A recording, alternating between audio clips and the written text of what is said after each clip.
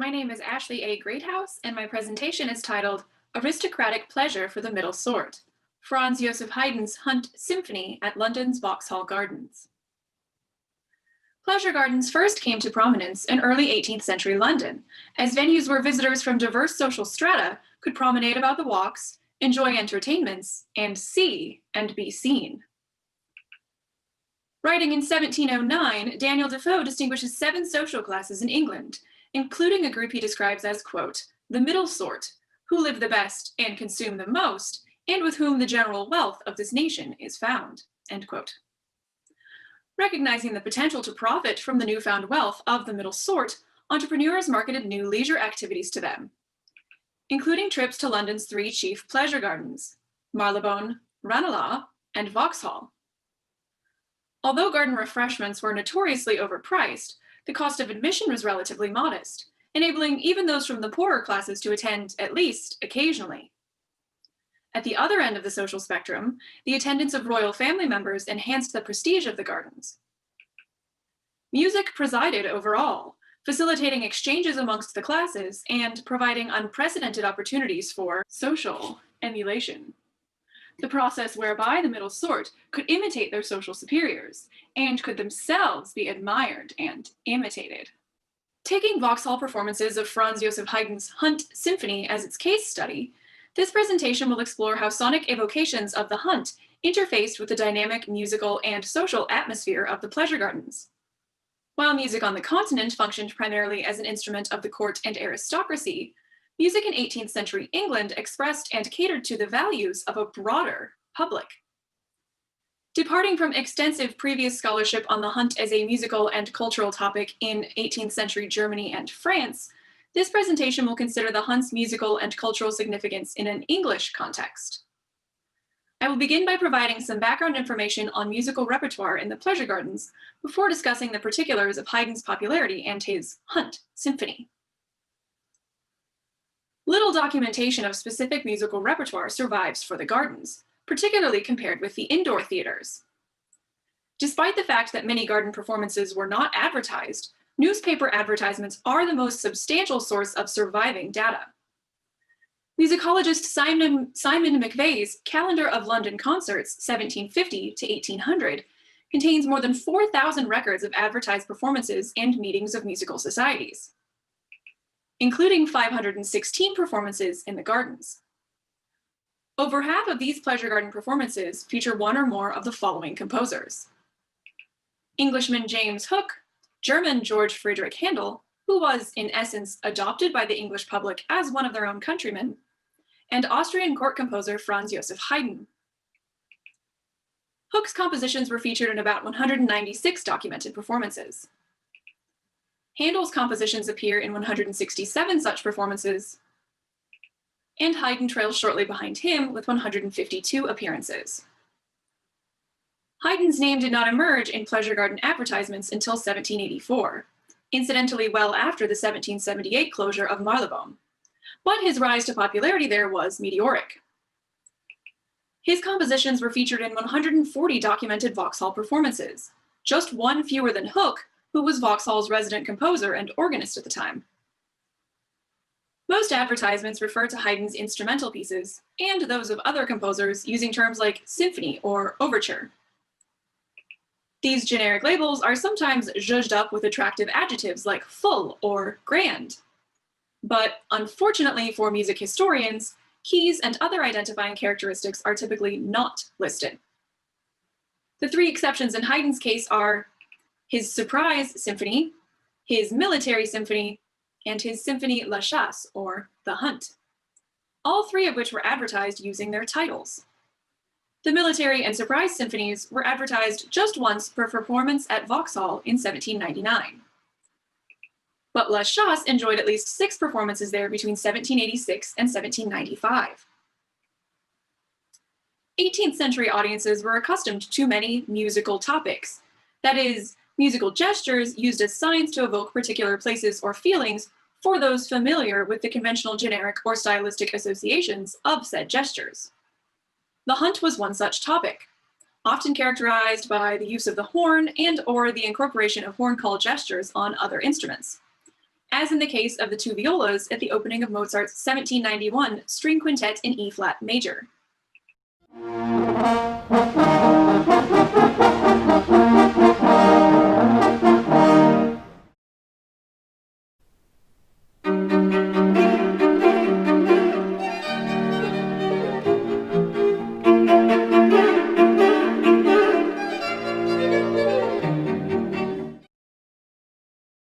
Hunting horns were used at various stages of a hunt, as signals to the hounds or the other huntsmen in one's party. Writing in 1781, Peter Beckford takes a practical stance on the use of hunting horns, to which, quote, "Hounds fly more readily than to the huntsman's voice. Good voices certainly are pleasing, yet it might be as well perhaps if those who have them were less fond of showing them," end quote. This contrasts a bit with Arthur Stringer's 1780 expression of a more entertainment-centric view.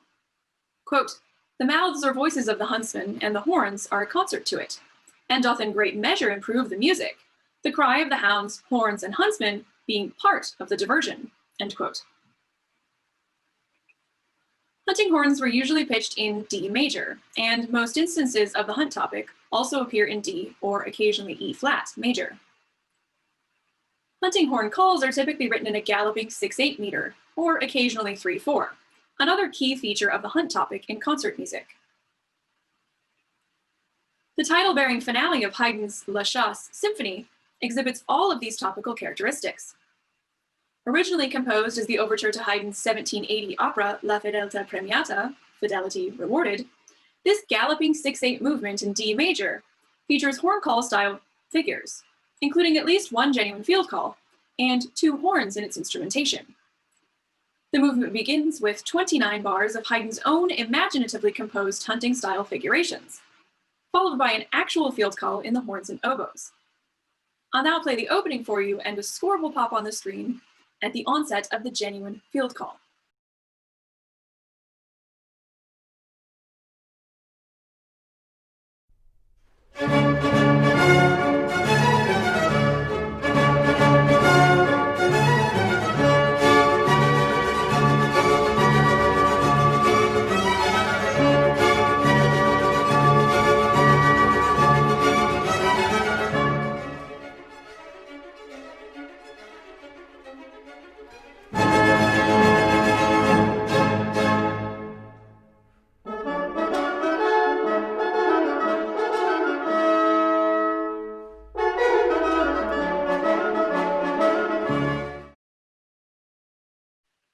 Scholars have identified 4 passages in French sources that are similar to the field call Haydn uses. A Sorciade in a circa 1705 collection of hunting calls, a fanfare in the 1708 cantata La Chasse du Cerf, or Stag Hunting, by Jean-Baptiste Morin, a Sorciade in a 1734 book on music and stag hunting, and a Vœu in a 1780 hunter's manual. During an actual hunt, either a Sorciade or a Vœu would have been played when a stag first entered the hunting party's view, Vœu being French for view. Compared with the first phrase of the call in Haydn's symphony, the opening of the circa 1705 passage contains the same rhythm and a similar melodic contour, but a more condensed range. The 3 remaining passages open with material nearly identical to the first phrase of the call in Haydn's symphony. In the second phrase, the passages vary in their similarity to Haydn, with the 1734 Sorciade being the most similar overall.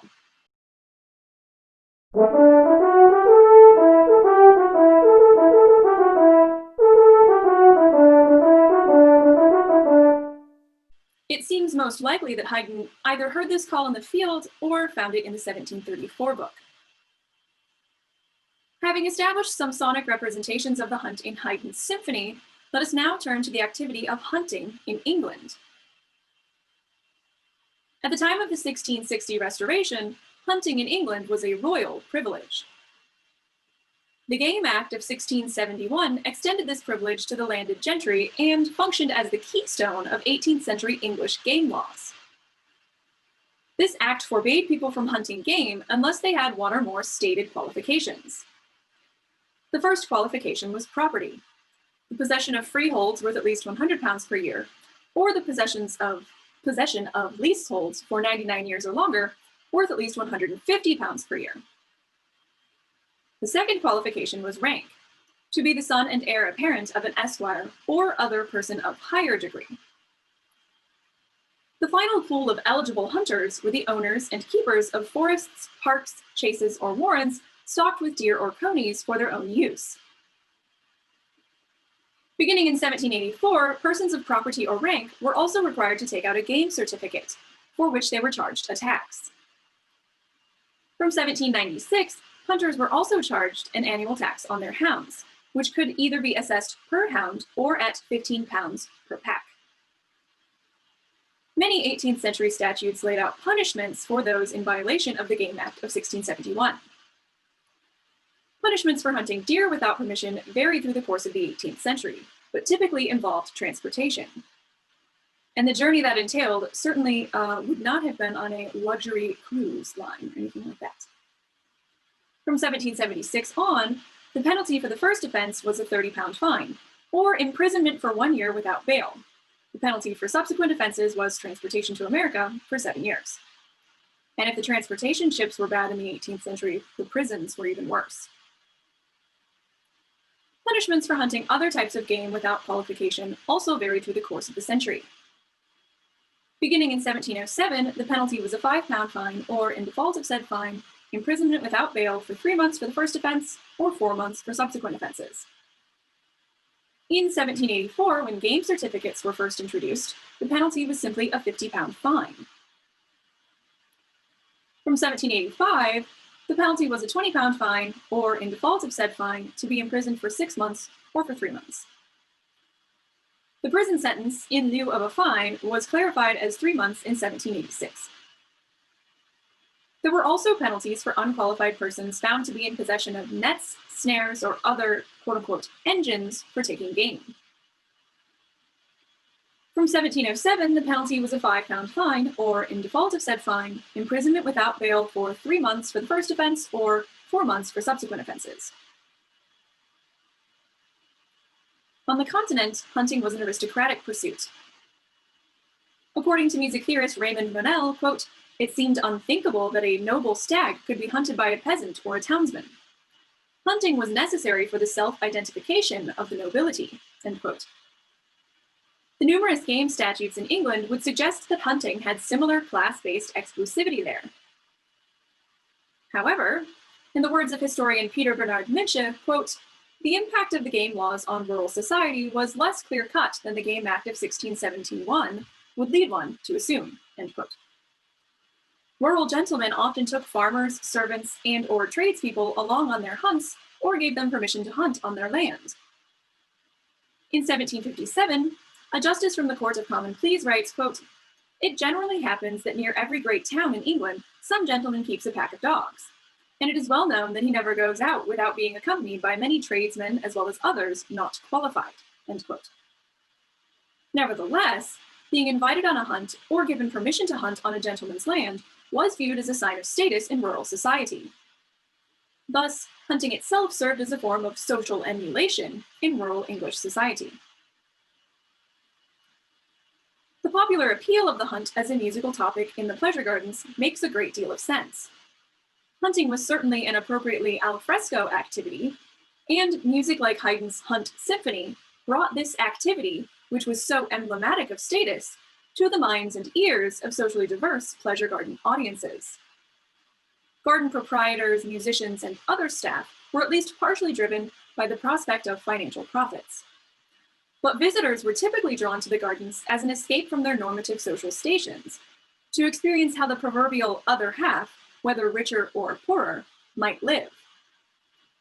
Importantly, in the case of the pleasure gardens, the musical hunt brought rural pleasure to a predominantly urban space. Marylebone, Ranelagh, and Vauxhall were all located on the outskirts of London, occupying a liminal space between city and country, and providing London denizens and citizens a nearby glamorized pastoral escape from the hustle and bustle of urban life. The musical hunt furthered this pastoral purpose, bringing rural pleasure to all garden visitors, but perhaps most especially those from the poorer classes, who lacked the means to visit the country and partake in an actual hunt themselves. Though it may nominally have been possible to marginally improve one's social station via social interaction at the gardens, trips to the gardens were as much about the social journey as the destination. As in a hunt, the thrill was that of the chase. At any given time, one could find metaphorical hunts of all sorts taking place in the gardens as well. These included hunts with both practical and romantic aims, such as hunting for a spouse. Haydn's Hunt Symphony would have been an apt soundtrack for such a quest. The finale was originally composed as the overture to his 1780 opera La Fedeltà Premiata, or Fidelity Rewarded. The pastoral plot of which centers on Diana, goddess of hunting and of chastity, and conveys pure, selfless fidelity as paramount. Given sparse documentation of pleasure garden performances, historians are left to speculate whether such performances featured the Hunt Symphony in its entirety or just the title-bearing finale. Nevertheless, it is worth mentioning the similarity between the symphony's slow second movement and the melody of Haydn's undated setting of Gegenliebe, the text of which describes feelings of longing for requited romance. In the interest of time, I shall save detailed explanation of the lead text and the musical similarity between this setting and the symphonic movement for another forum.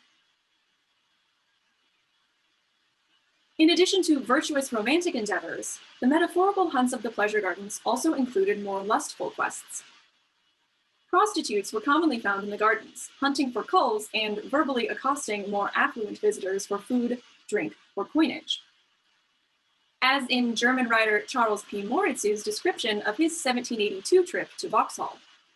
Quote, "On each side of the orchestra are small boxes with tables and benches in which you sup. The walks before these, as well as in every other part of the garden, are crowded with people of all ranks. I supped here with Mr. S. and the secretary of the Prussian ambassador, besides a few other gentlemen from Berlin. But what most astonished me was the boldness of the women of the town, who, along with their pimps, often rushed in upon us by half dozens, and in the most shameless manner importuned us for wine for themselves and their followers. Our gentlemen thought it either unwise, unkind, or unsafe to refuse them so small a boon altogether." Of course, female visitors might often have felt unsafe in the gardens as well, much like prey being hunted, given that 18th century London certainly had no shortage of affluent rakes to populate the membership rosters of its infamous Hellfire clubs. Libido and power-driven pursuits align less with the plot of Haydn's opera, which research suggests was not performed in London anyway, and more with the myth of Actaeon, who, while on a stag hunt, unwittingly comes upon a nude Diana and her nymphs bathing. To prevent Actaeon from telling others of what he has unwittingly seen, Diana transforms him into a deer to be devoured by his own hounds. Whether garden visitors were familiar with Haydn's opera or not, many of them would have been familiar with the Actaeon myth, and the horn call from Haydn's symphony may well have borne allegorical significance for them, perhaps also evoking any cautionary moral lessons one might infer from Actaeon's tragic fate. In closing, Haydn's Hunt Symphony was a piece exceptionally well suited for pleasure garden performance. For many reasons more intriguing than the fact that its large wind section lent itself well to outdoor performance. The piece provided a fitting accompaniment to the many hunt-themed performances of garden visitors, accentuating their experiences of social intrigue, romantic longing, and amorous desire. Thank you.